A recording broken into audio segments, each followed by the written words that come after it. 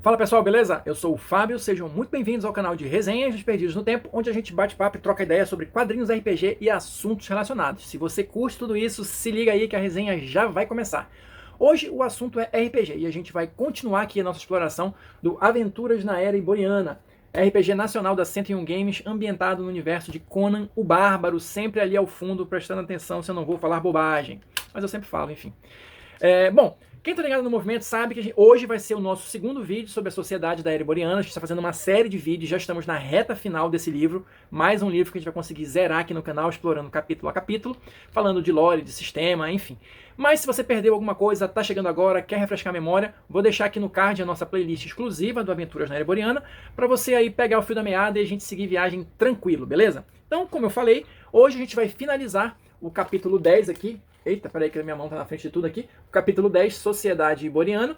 E a gente já falou sobre aspectos mais gerais no primeiro vídeo, sobre os povos e tal, o comportamento dos povos, calendário, clima, idiomas, etc e tal. Então agora a gente vai entrar numa parte mais social mesmo da coisa, de funcionamento, melhor dizendo, da sociedade iboriana. E o primeiro ponto que o livro vai abordar aqui é justamente a questão da economia. Como é que é a economia na sociedade iboriana? Ela é basicamente voltada para o comércio de produtos e serviços e para a criação de animais, né? Agropecuária ou alguma coisa nesse sentido, para as pessoas poderem ter o que comer, né? E assim, isso sempre tenham em mente. Eu estou falando aqui da região central do continente iboriano, naqueles reinos mais famosos. Locais mais distantes podem funcionar de uma outra maneira. O livro até dá alguns exemplos aqui. Regiões mais afastadas do centro do continente iboriano podem funcionar de maneira mais artesanal, vamos dizer assim, naquela questão da subsistência mesmo, e podem trilhar caminhos diferentes, como viver de saques, viver só com a questão de trocas, sem dinheiro, né, especificamente. E por falar em dinheiro, em termos de jogo aqui, para simplificar, todo esse universo aqui da Era Iboriana, ele tem uma moeda unificada, que é justamente conhecida como moeda, né? Enfim, a unidade monetária é a moeda, somente. Diferente de outros RPGs e de outros jogos, especialmente medievais, que trabalham com aquela questão da peça de ouro, peça de cobre, né, de bronze, de elétron, seja lá o que for, aqui a unidade monetária é a moeda, ponto. E tudo pode ser convertido para ela, como a gente falou, salvo engano, no vídeo sobre ofícios, né? Você vai reunir ali material suficiente para construir alguma coisa, você vai converter isso em moedas para ter uma ideia geral de como é que o sistema funciona, beleza? Em seguida, o livro vai comentar aqui um pouquinho sobre o sistema de leis e justiça na Era Iboriana. E assim, vocês podem imaginar que ele é praticamente inexistente, né? Afinal de contas, estamos falando aqui de bárbaros, né? Barbárie e tal, uma sociedade baseada, sei lá, na guerra, na força, enfim. E realmente, o sistema de leis e justiça ele é pouco organizado. Geralmente, essa função de fazer as leis e de administrar a justiça fica a cargo dos nobres, né, ou do nobre responsável por cada região. Então vocês já imaginam a salada que não deve ser, né? Mas ainda assim, existe um conjunto de leis mais famoso, que é o chamado de doutrinas nemédias, que tentou ali, né, configurar algumas infrações, padrões e tal, e as punições a elas devidas, né? Mas, de uma maneira geral, as punições vão variar de acordo com a região, de acordo com o nobre que domina aquela região, beleza? Aqui, o livro ele vai trazer aqui alguns exemplos, né, de crimes e punições, tem uma tabelinha aqui e tal, e assim, só para exemplificar, por exemplo, ofensas contra a nobreza, 2 dias na prisão e 20 chibatadas em público. Embriaguez pública, 1 dia na prisão e 10 chibatadas. Crimes contra o patrimônio, devolução do bem destruído e 100 dias na prisão. Ou seja, geralmente, pelo menos por esta tabela aqui, os castigos são tanto a questão da prisão quanto os castigos físicos, né? Você levar chibatado ou alguma coisa assim. E isso é o padrão. Porque afinal de contas, a gente está falando aqui de uma sociedade brutal, né? Bruta e brutal, baseada na guerra e naquela famosa lei do mais forte. Então, infelizmente, é assim que a banda toca em relação a leis de justiça na Era Iboriana. Mas, seus personagens podem mudar isso ao longo do jogo. Fica aí uma dica de história de gancho de aventura, né? Enfim. Em seguida, o livro vai trazer aqui, olha, organizações e guildas. A gente falou também no vídeo passado que uma parte importante da sociedade iboriana são justamente os comerciantes, né? Aqueles que movem ali as mercadorias, que vão atrás de integrar todas essas regiões distantes do continente iboriano. Então aqui nas organizações e guildas, ele vai detalhar um pouco melhor isso, tá? Mas enfim, basicamente, para que elas servem? Elas podem ter diferentes funções. Elas podem ter atividades lícitas, como, por exemplo, o comércio, ou elas podem ter uma agenda própria. Sei lá, promover uma revolução, pode ser uma guilda de assassinos, uma guilda de mercenários, enfim. Né? Os mais diversos ramos de atividade e objetivos podem ser perseguidos por diferentes guildas, tá? De uma maneira geral, o livro vai trazer alguns exemplos aqui. Então, primeiro, ele vai falar aqui das corporações de comércio e ofícios.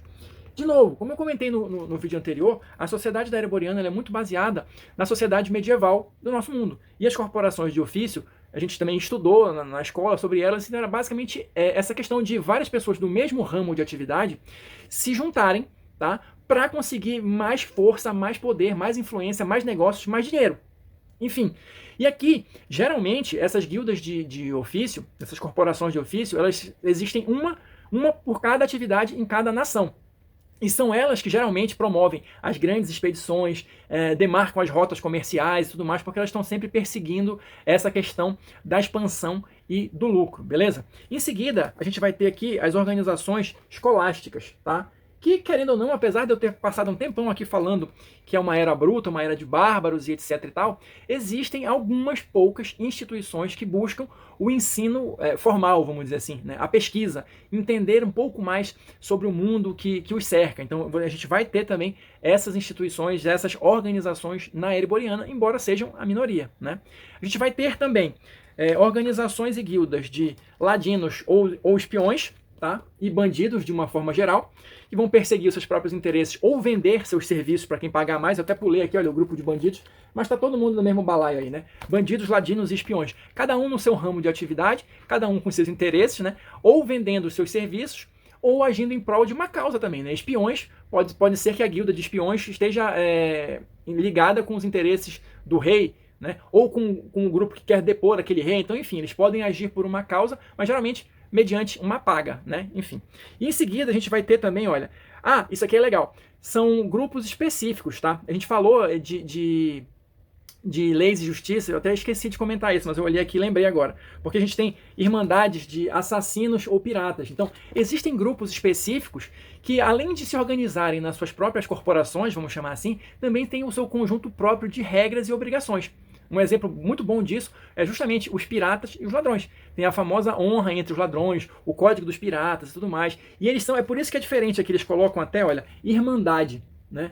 A irmandade dá aquela ideia de ser aquele grupo mais unido em prol de algum resultado específico. Né? Não são só mercenários que podem pegar qualquer tipo de trabalho e dar uma parte para a organização e ficar com o resto para eles. Não.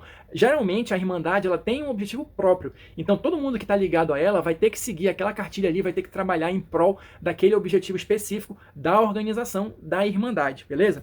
E é claro que no final ele sempre deixa, né, a brecha para outros grupos que você queira criar com interesses diversos desses, enfim. Muitas coisas podem ser exploradas aqui com grupos, né? Então vai aí da criatividade de cada narrador, de cada jogador, colocar esses elementos aqui na história. E uma coisa só que eu já ia esquecendo de falar também, aqui nessa parte das organizações, ele vai comentar um pouquinho sobre como funcionam, né, cada uma delas e quais são os objetivos, como eu falei aqui também. Mas em cada uma a gente vai ter um outro parágrafo aqui, olha, explicando algumas questões mecânicas. Por exemplo, se o seu personagem dono de uma dessas guildas ou tem uma posição de destaque em uma delas, isso pode te render recursos, moeda, né, e tal, dinheiro. Então, como é que você vai mensurar isso? Né? Aqui, em cada um desses parágrafos das organizações, o livro vai te dar algumas dicas de como fazer isso.